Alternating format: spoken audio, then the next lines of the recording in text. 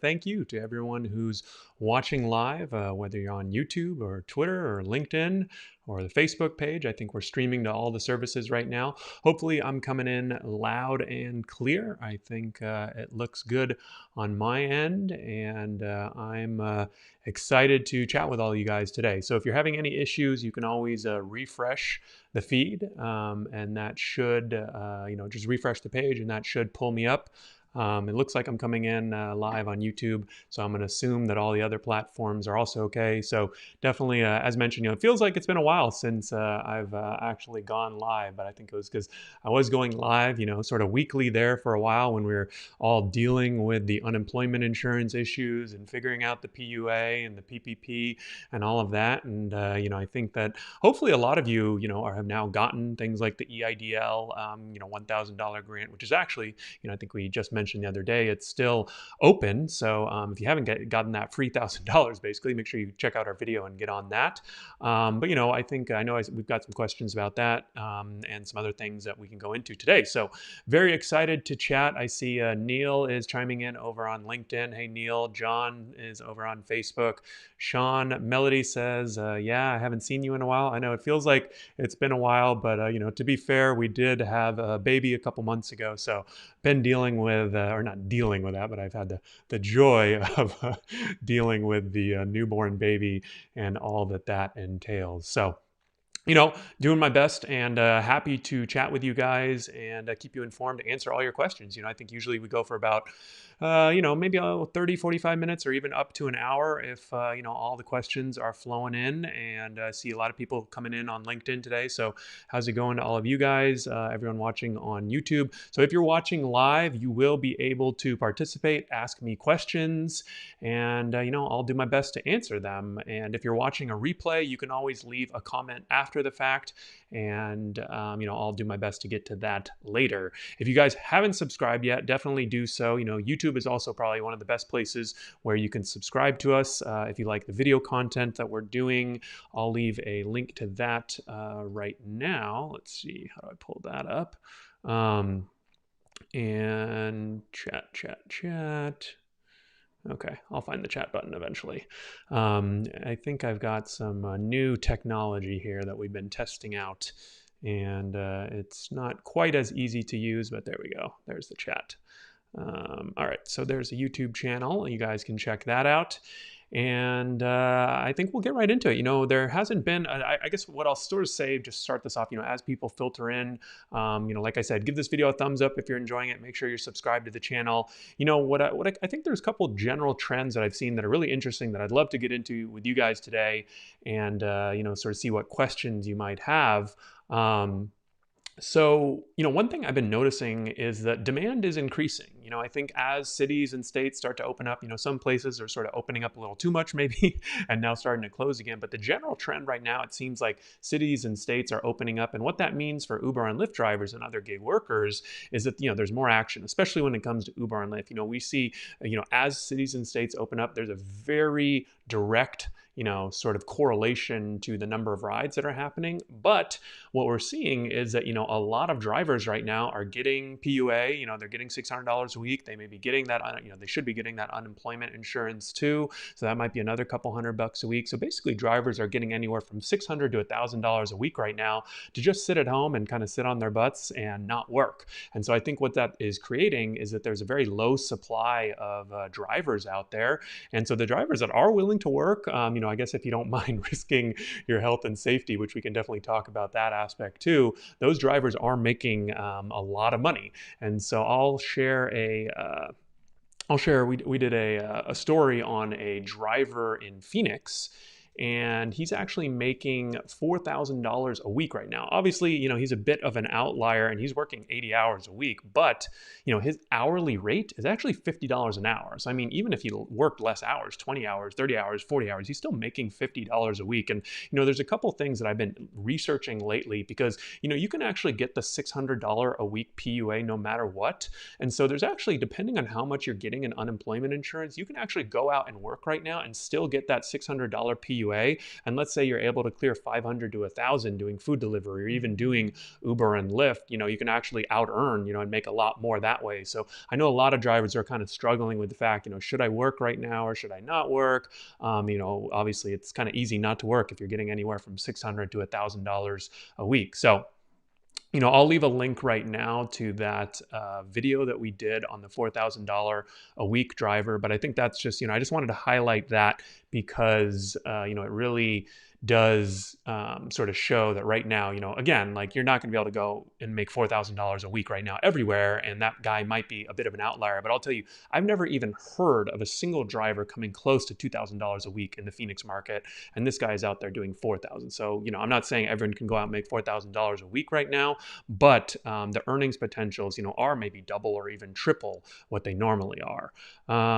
So Barb says, this man is giving false information. You cannot get the PUA if you do not get unemployment from your state. So I guess what I would say is, first of all, every state is different, and I haven't seen a case specifically of a driver. I said that I'm still researching this, to be frank. I think that in theory, this idea works because unemployment insurance is sort of disconnected from the PUA. The PUA, the $600 a week that drivers that you should be getting right now, is being paid for by the federal government. The unemployment insurance that you get every week, which might be anywhere from, kind of like $50 or $100 a week to, in some places, $400, $500 a week, that's being paid for by the state. So they're sort of being run by the same program. In California, it's the EDD, but the money sources are two different places. And if you look at the text of the PUA, you can get PUA if there's been any negative impact on your business. And again, this is like a big gray area. You're not going to be able to go find a resource online that says you absolutely can or absolutely can't do something. But, again, that's sort of why I'm here kind of trying to explore these things. So Abstract says you have to get at least $1 from the state to qualify for PUA. And again, I think from state to state, it's different. I'm not sure what state you're in, but it wouldn't surprise me if, different states had different limits. But that's my whole point, right? Is that you can go out and work some and reduce your, sort of unemployment income and still qualify for that PUA in some states. I think it's a possibility. Maybe in your state, maybe that's not doable. I'm not saying it's 100%, but it's something that I think is definitely, we're going to be exploring. So Jen says, Florida makes you ineligible for PUA if you make over the UI benefit. So that's good to know. So it seems like some states definitely this strategy may not work. Neil also says you only get the $600 extra a week if you get $1 or more in unemployment, is what I think. So like I said, I see Jay here in the comments. This is something I just wrote a note down to message him because I want to have him help me have him do a little research about this. So we can definitely, kind of talk all about that. I see some questions coming in about also safety and barriers. Darius asked, what is the PUA, which I can definitely get into right now. So PUA is Pandemic Unemployment Assistance. So basically it's the federal backed program that gives you $600 a week, that's sort of extended to gig workers. And that actually expires at the end of July. So Jay just did a nice article and video sort of talking about, what drivers should start thinking about, as these unemployment benefits potentially expire at the end of July. I think you guys right now is the time to really start thinking about what you're going to do. I saw a question. It said, Steve says, I really think they're extending the benefits till January. Yeah, and obviously we're going to keep an eye on sort of what Congress and what all the legislators, but it's just so hard to predict. And I guess for me, like I wouldn't rely on, someone else if I can't. So I would, we'll see what happens there. Exodus says, I recommend Harry's course for rideshare learning. Yeah, so hopefully you guys got in on the free course that we gave out last week. And I'll just take a second to chat about the course, which is over at MaximumRidesharingProfits.com. And so Jay Crater and I worked very hard on launching this course. I'll leave a link right now. And, we literally had it ready to go. And then COVID and the pandemic hit, unfortunately. And so, it wasn't obviously the right time to launch the course. I didn't want to go and launch a course when, everyone was kind of dealing with much bigger issues. But at the same time, we had this course that we worked really hard on, and we weren't, as things are sort of starting to open back up, we weren't really sure what to do with it. Like, I feel like it was kind of a dick move to go out and be like, hey guys, pay me $99 or, whatever we're going to charge for this course. So we decided to do, which I think is a good kind of hybrid. And it sounds like a lot of you got in on this offer. We actually gave it away for free for one whole week, and that was last week. And then now we'll be charging for it going forward. So hopefully, a lot of you guys were able to take advantage of that. I know we got a lot of great feedback. I think over 1,200 drivers actually signed up for that course. So, if we charge $100 for that, I think that's $120,000 in value that we gave away. Obviously, not everyone would go and buy that course, so it's not like we lost out on that money. But I do think, hopefully you guys appreciate that. So, just wanted to say, that was just a little way that Jay and I kind of wanted to pay it forward. So hopefully you guys enjoy. We'll probably be emailing you guys maybe for like a testimonial or something like that. If you did end up taking the course, there are a few ways that you might be able to help us as an affiliate, sharing with friends and all of that. So I know Jay says, awesome course, a little biased, but yeah, I totally agree with that. So let's talk a little bit about masks. I know this is always a fun topic, and we'll try not to get too political with masks, but I mean, the reason why I think it's important to talk about it is because Uber and Lyft have a policy that require drivers and riders to wear masks. So whether you agree with masks or not, that's the policy. It is what it is. They're private companies. So if you want to work for them, you kind of have to do what they say.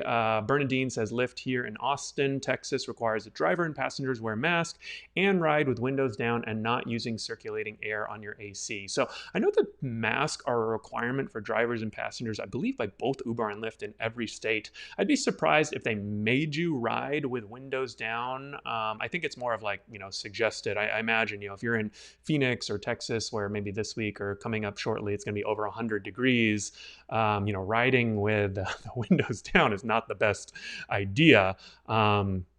And, because it's so damn hot, right? That sort of might make you pretty uncomfortable. So I personally really like the N95 mask, which was sort of at first, they were kind of, in very, very short supply. So they were only reserved for medical workers, but now they're a lot easier to find.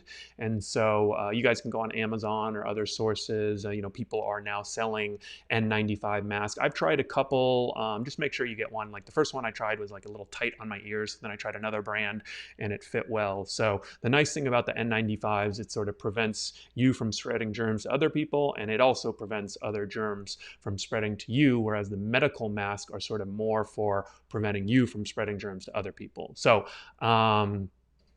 Ruda says it's purely a health issue.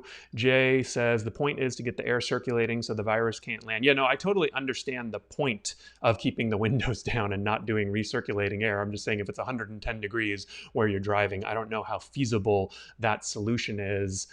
Steven says, Tokta is an excellent mask. This sounds good. We're actually going to be reviewing a bunch of masks. So if you guys have masks that you like or that are a good deal or anything like that, feel free to shoot me an email, harry@therideshareguy.com, and just let me know what kind of mask you're using, what brand, maybe I'll probably even go out and buy. I've been buying a bunch just to try them out.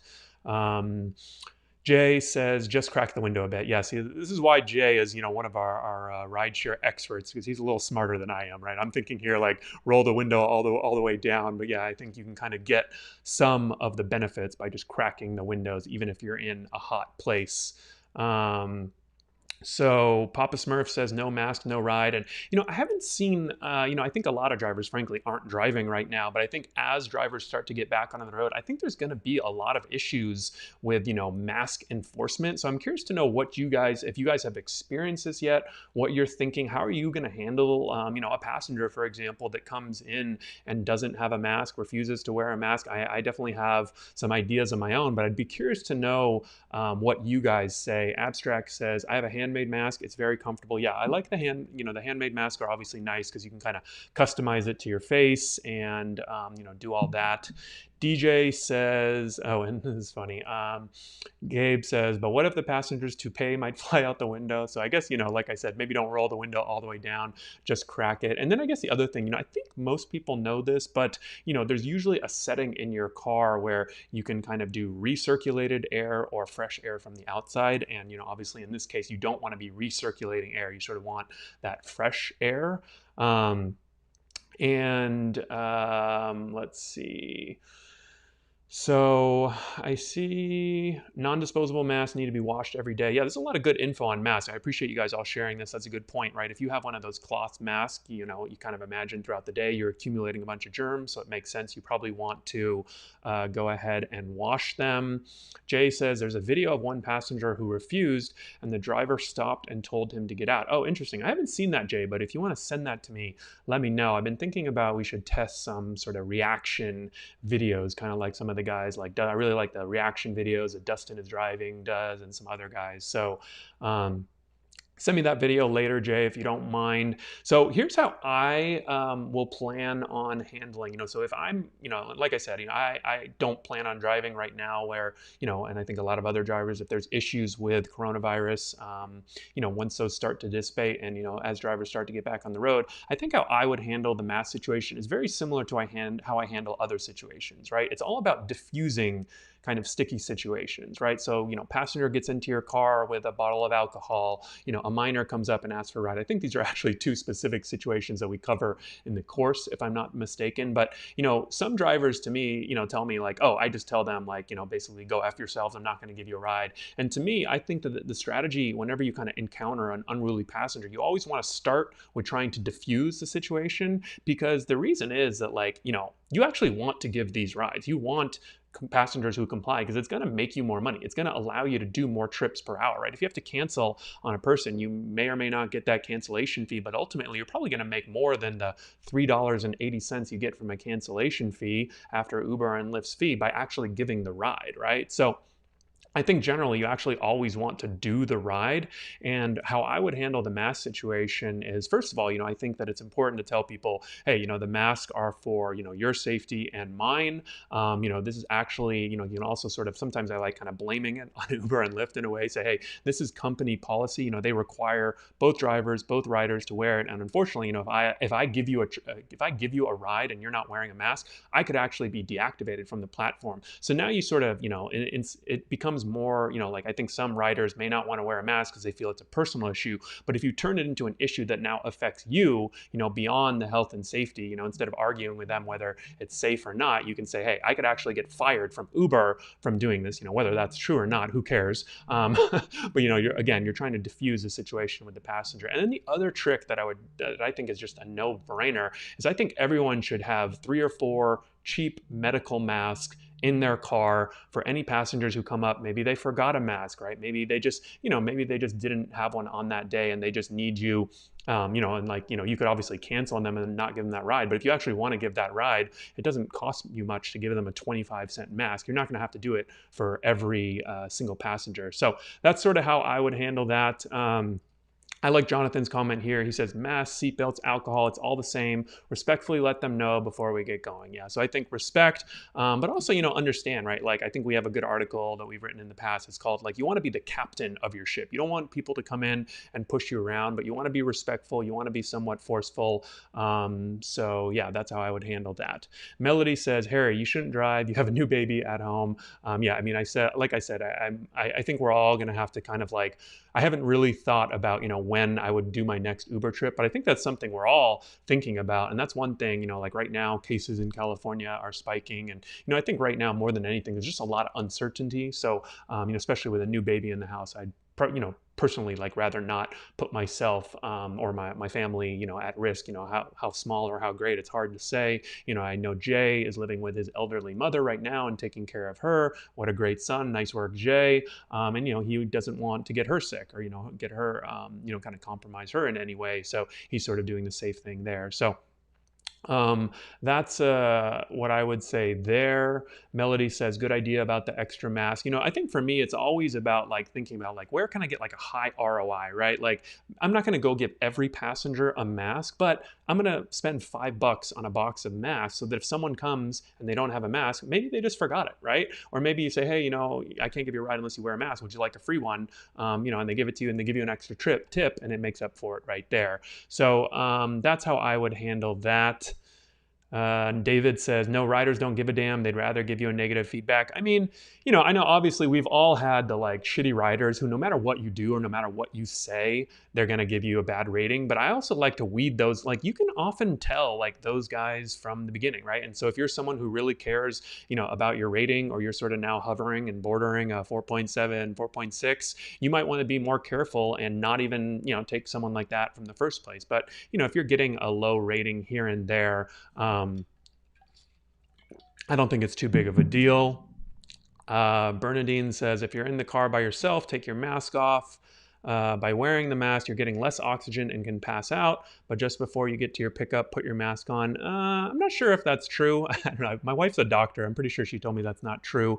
And I think that that's sort of been somewhat debunked. I don't know for sure, but I guess what I would say is like maybe it's more a comfortability factor. Like, yeah, I don't need to wear a mask, or I don't wear a mask in the car when I'm sitting there by myself with the windows down. But obviously, as you're pulling up to the passenger, like I just personally don't like having a mask on because it's hard to breathe. I don't mind wearing it, for 10, 20, 30 minutes at a time, if I have to. But, that's sort of, but what's weird is that I actually found the N95 masks, which are supposedly, safer. They actually like were more comfortable for me and my breathing than the cheaper medical masks. So that's the other thing. I think if you guys try out a few different masks, you'll also be able to find one that you might like. Darius says, any news on the possible extension of the PUA after July 26, 2020? Haven't heard any news yet. I know there's a lot of talk. People are working on this, people are working on that, a lot of talking, a lot of posturing. But I mean, honestly, I'm not following it super closely because I think it's just so hard to know. I think that, when they kind of figure it out, I'm sure they'll announce it. And actually, I like this comment from Abstract. They're working on it. I think it will get extended, but the money might be reduced to around $400 a week. Yeah, and it sort of seems like it's headed in that direction. That if they do extend it, it will be at a reduced amount. I will say, we had a prior guest on the YouTube Live a couple months ago, Logan Alec, who's a CPA, and he covers the latest and greatest stimulus and unemployment develops very closely. So I'll give him a little shout out here at 22 minutes. You guys can go check out his channel if you want to sort of get all the latest and greatest information and stay up to date on that. Bernadine says there's a video on YouTube that is OSHA certified that did a video to prove it about the oxygen. Let me know. I can see if I can send it. Yeah, definitely.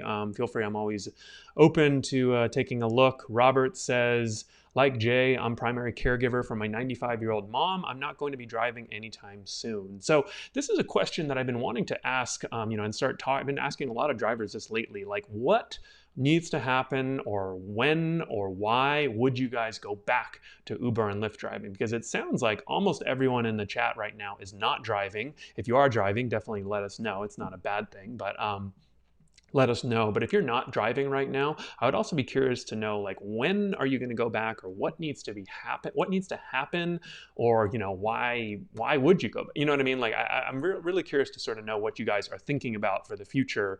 And I'll share some of those comments on the screen here. I like Jonathan here. He says he's using this time to work on his plan B, which is another great idea. I think Jay is obviously a big fan of the Plan B and Life After Rideshare content. You guys can head over to our YouTube channel. We've got a whole section called Life After Rideshare, and on the rideshareguy.com, we've got a bunch of other Life After Rideshare content. I think this is, just to go off topic for a moment, I think this is a great time to work on personal development or business development, right? If you're getting that $600 to $1,000 a week, take advantage of it, watch some Netflix, but, maybe spend, instead of spending 8 hours a day watching Netflix, maybe spend 4 hours a day watching Netflix and the other 4, on self-improvement or business improvement, or just doing something that you love, because I think this time this may not happen again. So Jay says the fact that we're seeing spikes will hurt the economy, which makes it more likely that we'll get an extension. Yeah, I think that's definitely a possibility. We'll see what happens. And Robert says the only portion of the PUA that will end in July is the $600 from the federal government. The PUA that covers state payments for gig workers will continue through the end of the year. Very good point, Robert. And that's something that I think we'll probably mention in our article and video on this topic, is that, the PUA is ending at the end of July, but most states, like unemployment is, I don't know if it's indefinite in most states, but I feel like I think it tapers out in a lot of states, right? So, but sometimes it's like a very long time, like 1, 2, or 3 years. So you will still be getting some money, but I think that there's a big difference between getting that $600 PUA and maybe $100 or $200 in unemployment insurance, because a lot of states are doing the unemployment insurance based off of your net income, right? And your net income as a driver after all your deductions is going to be pretty low. So I'm curious to know, maybe you guys can share in the chats right now. I assume a lot of you are getting that $600 a week, but let me know how much you're getting in regular unemployment insurance and what state you're in, because that's what that money you may still get, although it may, over a longer period of time start to phase out. Alex says, I'm driving for my 4th week consecutively after a 3-month break. Very cool. I'd love to know more about your experience, Alex. How are you doing earnings wise? I've heard from a lot of drivers that are driving is that, it's very busy right now because not a lot of drivers are out there and demand is starting to pick back up. And I'd also love to know what you're doing to keep yourself safe. Melody says, the only driving I'm doing right now is for DoorDash and Uber Eats. Ryan says, I'm doing DoorDash right now part-time, drop it off at the door, take a pic, no contact. Couldn't agree more. I think if you guys do need to work or even just want to work, I know some people I've been talking to are getting a little bored, a little cooped up. And so it is nice. Like, I think food delivery is extremely safe. There's, you go into a restaurant here and there, but it's only for, ideally a few minutes. Sometimes the food's just sitting there on the counter. Other restaurants are doing a much better job of like taking precautions where you don't even go in the restaurant in some cases. And the earnings potential is there. I'm curious to know from Ryan and Melody, what the demand is like right now. Are you guys making pretty good money? We actually, what's funny is I've been getting some reports right now about Postmates. So Postmates is on a big hiring spree right now. They're offering a ton of incentives and bonuses. So I'm going to leave a link right now if you guys are interested in signing up to drive with Postmates. So they're actually, this is a news story that I wanted to get into. They're actually potentially, there was big news that they might be acquired by Uber. And so it sort of seems like, I think what happens when companies are looking to get acquired, they usually try to like bulk up their numbers, hire a bunch of drivers, do a bunch of orders. And so, why this matters for drivers is that you guys can kind of take advantage of that, right? They're sort of trying to look good. And so what that means is there's much better earnings opportunities on Postmates. I think we saw that there are a bunch of new bonus offers and incentives and things like that. So definitely check that out. Hi, Lisa. Good to see you again, as always. I want to start sharing some of your comments from the last question that I asked. DJ says, not driving, but I'm ready. I'll probably start driving Uber Eats before Rideshare. I think that's a good plan. Start off with food delivery and then switch over to Rideshare. I asked you guys how much you're making in unemployment income. Jay says 26 weeks in California plus an additional 13. So he's talking about the unemployment insurance. So, that unemployment insurance you get for 26 weeks plus the additional 13, which I think was part of the CARES Act. And Aaron says $207 Texas. So this is the unemployment figure. Ryan says $450 in California, which is a pretty nice amount. Sounds like it's the maximum, I believe. Steven is also at $450. Robert's at $195. Mohammed is at $412 in Minnesota, which is pretty nice. This is kind of fun. This is kind of like a competition. $450 in CA, which is the max. California, $207. Dallas, Arizona, $240 plus $600. Scott says he thinks it only goes to the end of December. So you can sort of see, drivers are kind of in that I would say, 200 to 400, 500 range. And, but I think it is, like right now, if you're getting $1,000 a week or 700, 800, $900 a week, and there's not a lot to do, there's not a lot, of things to spend money on, just kind of food and family. And hopefully, if you've got rent or mortgage, you've been able to take advantage of one of the forbearance plans. Not everyone has been able to take advantage of that, but I know that's helped some people. So you can kind of see that. I think if that 600 goes away, I think it will have a big impact on drivers. So Alex says, I'm driving, no mask, no ride. So he's not giving anyone rides if they don't have a mask. He's averaging about $30, which is pretty solid. I think most of the time, drivers report on average earning around $15 to $20 per hour before expenses. In the bigger cities, it might go up to $25 to $30 per hour. But right now, I'm sort of seeing numbers on Uber and Lyft that are pretty insane, anywhere from $30 to $50 an hour. Again, there are some real safety concerns that some people, I think, again, it sort of depends on your personal situation, right? So good for those that are able to make some money, and hopefully you're doing something fun and or smart with that. Darson says, working on my plan B. My plan B became my plan A right now, so he's just starting to make residual income. Yeah, and I think that's really why we work on the plan B, so that when the plan A gets screwed up, or if plan B starts doing well enough, you can kind of put the plan A aside and work on that plan B. I like a lot of this plan B. I'm saying plan B a lot. Real Rideshare stories. Working on plan B, C, and other projects. Rideshare will be back, but waiting for things to calm down and get better info. No mask and kiddo on the way. Although I do want to get back out. So yeah, I think that a lot of people definitely, kind of want to get back out there. If you guys, I'm curious to know, I've been thinking about doing a video on, the reasons why, I miss driving for Uber and Lyft right now, like kind of why we miss driving. So I'm curious to know from you guys, do you miss driving right now? And like, if so, what parts do you miss about driving for Uber and Lyft right now? So feel free to throw that into the chat window. Appreciate everyone who shared that earnings information. Let's see if any questions came in on the meantime. Eric says, sorry, I should share his first comment. He's doing $22 per hour on Uber Eats in Austin, Texas, which is great. Normally food drivers are telling, I think on a normal times are sort of reporting more like $10 to $15 an hour before expenses. Eric is doing $30 on the weekends on Uber Eats. So that's, a lot of opportunity. Alan, very cool. This is cool. Alan says, I was inspired that video of the 4K Phoenix driver led me to getting 3K in the Philly area. That's really cool. That's sort of why we do this content. I know that like when we did that video of a driver earning $4,000 a week in Phoenix, a bunch of people were like, oh, this is bullshit. The screenshots are fake. I'm like, dude, you think I'm going, like, come on guys. You think that I'm going and doctoring, like we're posting screenshots of this guy's earnings. The people who think I'm doctoring screenshots, I think that's a little extreme, but I think really the point is to just highlight, when we do videos like that, it's not to say if you go out and work, you're going to make $4,000 a week, but it's to highlight a certain trend that we're seeing. And the trend that we're seeing right now is that things are starting to open up, demand is going up, but a lot of drivers are getting that $600 to $1,000 a week, and so they're not driving. They don't need to, they don't want to, right? So if you're willing to go out and drive, you can actually make more than, the PUA and the unemployment that you're getting pretty easily. And so it sounds like Alan is able to earn that $3,000 in Philly area, which again, it's a big market, but it's not, in LA, San Francisco, Chicago. So I've never heard of a driver making $3,000 in Philadelphia until now. Alan, feel free to shoot me an email. We can maybe do a little story on you, hook you up with an Amazon gift card. And, I think it'd be another cool story to feature from another region of the country. Let's see. Sean says, food delivery wasn't good until this pandemic because now people are tipping more. Very good point, Sean.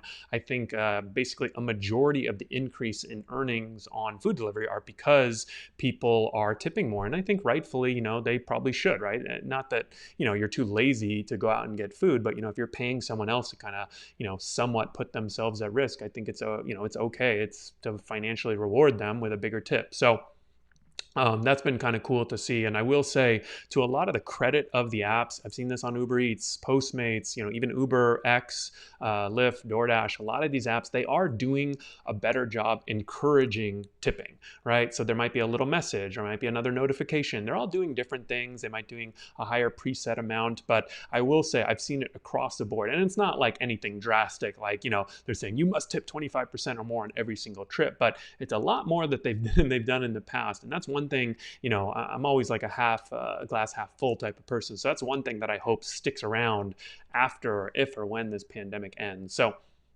I'm going to let's see. I'll also share this comment from Lisa. I'm glad I started food delivery before all this. I was able to stop rideshare and just do the food delivery. So it looks like we got a lot of people actually, considering or doing food delivery, which is great because, I know in the course and in my book, I talk about you obviously want to diversify with Lyft and Uber, but I think it's also really smart to always have a food delivery option as a backup. And a lot of the drivers who are already signed up with Instacart, already signed up with DoorDash and Postmates were really able to take advantage of the kind of high earnings opportunities at the start. And I think, now there's still some good opportunity to earn on food delivery, but, more and more people are signing up for food delivery services, for all the reasons that you guys are doing it right now. So I want to share, I asked you guys what you miss about driving for Uber and Lyft.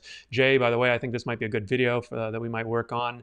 So I wanted to get a little feedback. Eric says, I miss talking to people. Belinda says the same thing. And Steven, just meeting new people. Rideshare Lisa says similar. I'm a people person. DJ says, I miss the rideshare income. I don't qualify for unemployment benefits. I'd be curious to know why, DJ. Maybe because you have another job, so you don't qualify for the unemployment benefits. And Riley over on Facebook says, I miss driving. I miss being out and about and the people. So a lot of people and conversations. Bernadine says, I totally miss driving. First the money, first meeting people, love to drive. And I think that's kind of why we all do this Uber and Lyft driving in the first place, right? It's because, I'd say first and foremost, it's because of the money, right? I don't think many of us would drive for Uber and Lyft, if we weren't getting paid. But at the second level, it's like it's fun at times, with some or maybe even most passengers. The conversations, the people that you might meet. Not everyone's a talker, but that is something that I definitely can empathize with. Jay says, I like this comment from Jay. He says, I miss the routine of getting up early, driving, watching the sunrise, and one or two conversations with passengers, listening to Miles Davis and Led Zeppelin. Yes, I miss it from time to time. So totally agree. I'll share a couple more of these comments. Bernadine says, back to food delivery. I can't do food delivery because it's hard for me to walk as I have severe sciatica, so I prefer to have riders. I'm sorry to hear about that, Bernadine. But what I will say is maybe you've got a friend, maybe you've got a family member, maybe you've got a partner, a spouse that might want to go out and help you, because frankly, food delivery, I would say maybe 10 to 20, maybe 10 to 15% of drivers here in Los Angeles, kind of before the pandemic. Now it's a little easier for parking and all that on food delivery. So before the pandemic, there are a lot of people out there doing it as a team. I've seen people delivering groceries on Instacart with their whole family and their kids. And, I feel like, when my kids are a little older, I could totally see, maybe in hopefully a post-COVID world, taking my son to the grocery store and being like, all right, here's the list, or if I have two kids with me, sending them off to go help me find stuff and, giving them a little cut of the earning. It's kind of like a good learning experience, working experience. So, that's something you can definitely take advantage. Papa Smurf says, I always tip my DoorDash driver $5. Just remember that doing a service for you. Yeah, I think with two kids in the house, I've definitely been ordering food delivery more. And I think my minimum tip is usually in that $4 to $5 or more range. I order from a couple places that are right around the block for me, but I just can't go because I've got my two kids. And in those cases, maybe it's more $4 to $5. But other than that, $6 to $7, $8, $9, right? For a delivery that takes these drivers sometimes 20 to 25 minutes or less, I think is a pretty good tip for them. Then of course they get a little money from the companies, and if they can do 2 orders an hour, right, they start to really make $30 an hour. So it's pretty good. Let's see. Real rideshare stories. Amazon Flex is pretty cool as well, and another option if your area. I haven't heard from a lot of drivers doing Amazon Flex lately, but I have to imagine the opportunity on Amazon Flex is pretty good.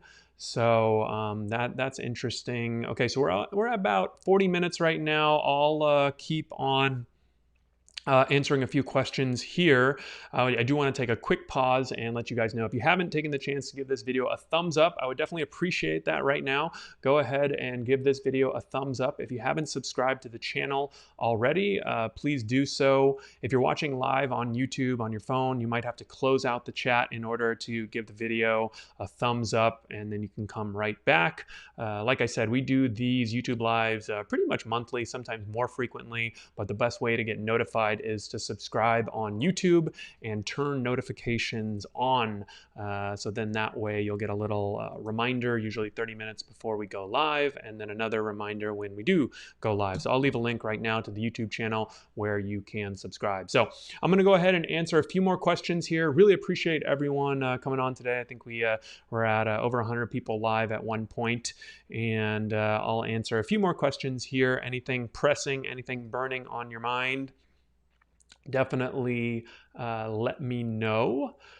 So Sandra says on YouTube, I haven't received my unemployment yet, been off since March. Well, I guess I'd be curious to know. Let me know a little more info, Sandra. You can always email me too if there's some issue maybe we can help with. But you definitely, if you applied, I think that most all drivers have received, some form of PUA or unemployment by now. Stephen is asking about the PUA. I think we talked about that a little earlier. Might come in at reduced benefits. I think it's still being worked out. Probably in the next 2 to 3 weeks we'll know for sure. Abstract says, I definitely don't miss the traffic in downtown Chicago. That's a good point. I know I've been enjoying driving around. I play golf. I like to play golf in my spare time. So when I haven't been watching my kids and I haven't been working, I've been playing golf. And one of the cool things in LA, or one of the kind of crappy things in LA, there's really no good kind of public courses to play like near my house in the middle of LA. But since there's been no traffic, I've been driving all over the place. I've been driving 30 minutes to the Valley, 30 minutes to Pasadena, and all that. So I actually just posted a little video over on my Instagram page, so you guys can check that out of golf, of me playing golf, just a little funny video, a little shot that I hit. So if you're not following over on Instagram, definitely do that. You can follow me on Instagram because I sort of share a mix of rideshare personal updates, and you can also contact me there if you have any questions. Shelly says, do you know how to get back pay for PUA? I was only asked to submit earnings for 2019. There's no place on the PUA site to certify, where'd the comment go, for back pay in Vegas. So I don't know if you can go all the way back to 2019 for PUA. So that might be the issue there. Norma says, did they extend the PPP loan application? To the best of my knowledge, the PPP loan application is still or actually, what's the date today? June 30th. I think it was about to expire. So I haven't checked the latest on the PPP. Maybe someone can chime in and help me there. But I know we also posted that the EIDL was extended till, wow, time flies. I feel like I was just the other day that we posted about the EIDL and the PPP. And I think some of these dates are fast approaching. Aaron says, any videos on the EIDL loan? Yeah, we've got a couple videos on the EIDL loan that sort of walk you through that. Jay Crater says, PUA is only for when the pandemic struck. So yeah, I imagine that you probably wouldn't be able to go back to 2019. Abstract, PPP ends today. That's what I thought, because June 30th. I know that that date for some reason stuck out in my head, and you guys can check that out. I'll leave a link too. We've got a good EIDL video here that I believe the program is still available, and this is actually a very popular video that Jay did, so I want to leave this in the chat if you guys have questions about this. DJ says, do you have any contacts for car window dividers in Los Angeles? So this is another thing that I wanted to talk about with you guys, because the other sort of safety thing is safety barriers. I think some drivers have been trying out and testing out soft barriers, hard plastic barriers. I sort of think of them as sneeze guards, right? And I think these make the most sense for someone who's kind of more on the full-time driving spectrum, or someone who only uses their car for only uses their car for rideshare. I mean, if you have like your family coming in and out of the car, maybe you don't want a plastic divider. I don't know, maybe you do. Maybe your kids will think it's funny and throw stickers on there. But I think the barriers are actually a pretty good idea. It's sort of just another layer of safety if you don't mind installing it. So there's sort of the soft ones, but I think if you want to get a little more serious, you can do the hard ones. I don't have a good person, DJ. I don't have a good person to recommend yet, but we are in the process of ordering a bunch of different barriers and testing them. I know a company, Reef Technologies, that's sort of a big company, is doing a pilot in New York City very soon. So that's one that I'm keeping my eye on. And I've been giving them a little feedback from drivers, and they've got some sanitization services that are coming out. So that'll be really cool. And I kind of, especially if you guys are in New York City, keep an eye out for that, because Reef will be launching some barriers there and sanitization services too, which are, I think really cool. It's sort of like a commercial level sanitization. So at the end of your shift, you can go and get your car fully sprayed and cleaned.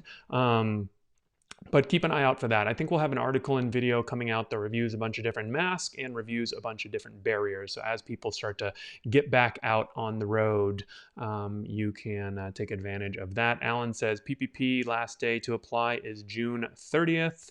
And Bobby says, where can we get one? I'm assuming you're talking about the dividers. So I can't I don't want to recommend anyone yet, because I usually like to try out the products first before I recommend them. But there are, if you go to like Amazon, or if you go online and even type in like rideshare barrier, taxi barrier, there's a bunch of people that are now starting to sell them. But I will say I've heard like kind of some not bad feedback, but some of these guys are like making them and sending them or not sending them.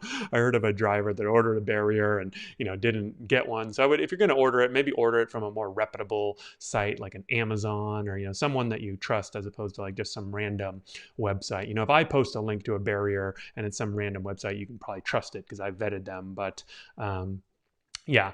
So Shadow and Shade says, what's the email address for you and Jay? I have a question regarding something Jay commented on in one of his videos. So I'm harry@therideshareguy.com. Jay is jay@therideshareguy.com. Got a lot of people saying PPP expires today. So I'm glad, we kind of brought that one up. And hopefully you guys can all take advantage of that PPP if you need to.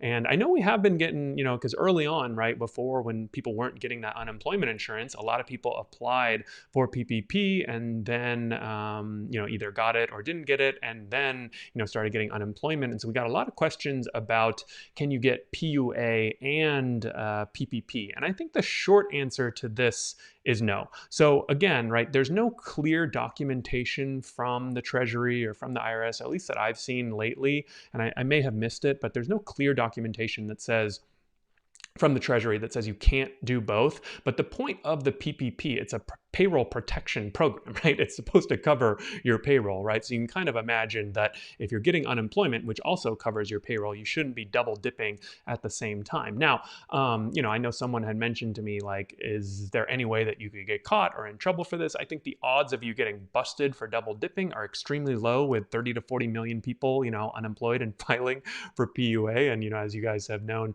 from, applying for unemployment insurance, what a nightmare it was. I can't imagine that, you're going to get caught, but I think it's up to you. I'm assuming it's illegal, and I'll sort of let you guys decide what to do there. But that would be kind of my thoughts and my advice there. But I will say, I have seen some other strategies. Again, right, there's no clear-cut distinction. So if you wanted to be more on the aggressive side, I've seen some people, some CPAs and some others say that it might be okay if you take, PPP and report that as income on your unemployment income for, whatever the period, and then switch back to the PPP, right? To sort of take advantage of both programs. You're not doing it simultaneously, but you're doing one after the other, right? And then the other thing is too, I think if you go and calculate, I don't know that the PPP really helps a lot of drivers, because I believe it's based off your net income. And, so if you take your net income and kind of divide it by the payroll, and then you multiply it by 2.5, that amount may, unless you're getting, unless you're making like $70,000, $80,000 a year net, I believe, I don't know that it'll sort of be a better deal for you to do the PPP loan versus unemployment insurance if you had to pick one. So Jay says, when you certify for benefits each week, it asks you if you received any money. That would be forgery if you got PPP loan and said no. Exactly. So that's sort of my point, right? and that's the thing, right? Like, I think with these things, I just think about them logically. Like, what's the point of the PPP and what's the point of unemployment insurance? I don't think you want to take advantage of these programs. So I think that DJ says, Jay, I think that would be considered fraud. I think that's what I said. I think it was probably be illegal or probably be fraud. So probably not something I'm going to be recommending or doing myself at this point. But let's see. Yang says, if you pay back PPP loan 5 years later, it's okay to get PUA same time. Yeah, I would. And that's the thing, I think when you start to get into the weeds, right, like it's a little tricky, right? Because if you treat it as a loan, is it really covering your payroll? I would kind of argue in that case, maybe not. So I guess how I would look at it, again, like with taxes and stuff like this, it's a spectrum. Do you want to be conservative or do you want to be aggressive? Conservative, and probably like what makes the most sense, is not doing both at the same time. The more aggressive is going to be like finding some way to do them at the same time, or finding some way to alternate or do something like that. So that would be kind of how I would consider that. And Jay says, fortunately, I'm not a lawyer. And, I will say, I actually reached out to a lot of lawyers and CPAs about this. And even a lot of these guys don't know. So it's like, that's why you see some people saying you can. And some, I think most people with PPP and unemployment insurance say that you can't. But I did see some, sort of respected people saying that you can do it, right? Is that what I said? Yeah, most people say that you can't do PPP and unemployment insurance at the same time. But I have seen some people that say yes. Let's see. Alan says, can't get a PPP loan with PUA. However, you can get an EIDL along with PUA. My father did this. So the $1,000 grant, I think that, again, right, like I think depending on when you get it, right, it's sort of up to each state, right? If they're asking you if you got outside money and you report the $1,000, like that sort of seems like income to me. I think, I'm not sure I 100% agree with that, Alan. The EIDL sort of seems like the PPP, grant, but again, right, like I think I was researching, I couldn't find like clear evidence that the EIDL was that much different than PPP, but that's something that's on my list of topics to research. Jonathan says, if you coordinate the PPP dates, just make sure you're not overlapping. Yeah, that's what I would do there. Maybe I'll speak with Jay too, who's not a lawyer, about the EIDL and the PUA, and see if you can get that. So I think we'll go ahead and wrap up here in a second. I think I've answered hopefully a lot of your questions. Maybe there's one or two more I can answer before I take off. This is a good one. We haven't had any employee chat today, so employee versus independent contractors. This might be a good one to end on. Rideshare source driver says, are all drivers going to be part-time employees without any benefits, minimum wage conditions? So in case you guys don't know, sort of alongside all of this pandemic and PUA and everything that's going on, in California and actually some other states too, but California specifically, the AB5 passed at the beginning of the year on January 1st, 2020. So, technically, right, the state is saying that drivers in California should be considered employees. Uber and Lyft, of course, have not complied. And basically, all these different government organizations are now going out and suing Uber and Lyft and, basically taking them to task. There will be a ballot initiative in November that's sort of being put forth by the Protect App-based driver services organization or something like that, association, PAPDASA.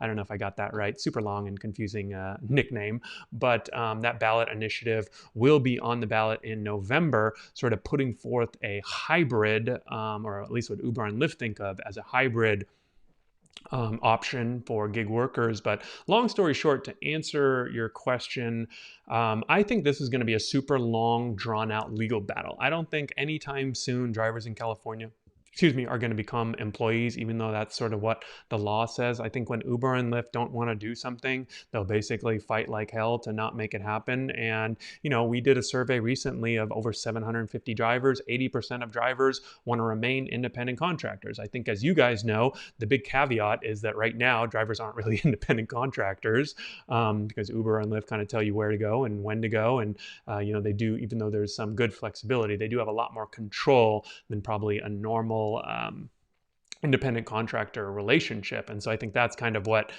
some drivers are struggling with and have to balance. So I don't think drivers are going to be employees anytime soon. But what I do hope happens is that, if there is some sort of compromise reached, I think employee status really only benefits a small number of drivers, like the drivers who are doing 40 to 50 hours a week or more. And, like I don't blame them for wanting to be employees. They're basically working like employees right now, but without any of the benefits. But I will say that, a majority of drivers are doing 10 to 20 hours a week or less. So it's probably not a big surprise that 80% of drivers want to stay independent contractors. What I do hope happens, though, that if there is some sort of compromise that benefits all drivers, right? A minimum wage, for example, I think that's something that benefits all drivers. You don't have to be an employee to have a minimum wage, right? There's going to be some trade-offs with the minimum wage that some drivers may not like, but there's now an earnings floor, right? Things like healthcare and medical, only 15% of drivers don't have medical insurance. And so for those 15%, it's a huge issue, but 85% of drivers do have something, right? And so if you kind of go out and enact policies that, benefit, it's going to cost everyone, but only 15% of people get the benefit, that's going to be an issue. Jay says, when I see the ads from Uber, which are very misleading, I want to throw my cerveza at the TV. Yeah, if you guys are in California, Uber and Lyft and these guys have actually been putting a lot of ads on the television. So I might have to record one and publish a video about it. But Bobby also asked about Uber buying Postmates. I think I talked about that. Alex says, time to pursue legal action. Rideshare, I'm going with Lichten, List, Reardon. Jay signed up with Potter Handy. We did partner with a law firm, Potter Handy. So if you guys do have any issues around, so what Jay is doing, we have a video where he's actually talks about the damages that he might potentially be owed. And there's a firm that we've been working with called Potter Handy that is actually going to attempt and try to go to arbitration on his behalf. So we'll see what happens. And I think that about does it. I see we have a couple people joining right now, but I think you guys can go ahead and catch the replay. If you do have any questions, feel free to leave a comment after the stream is over. Again, really appreciate you guys all joining today. Make sure you give this a thumbs up if you enjoyed it. Subscribe to the channel, turn notifications on, and I'll see you guys next month. All right, take care.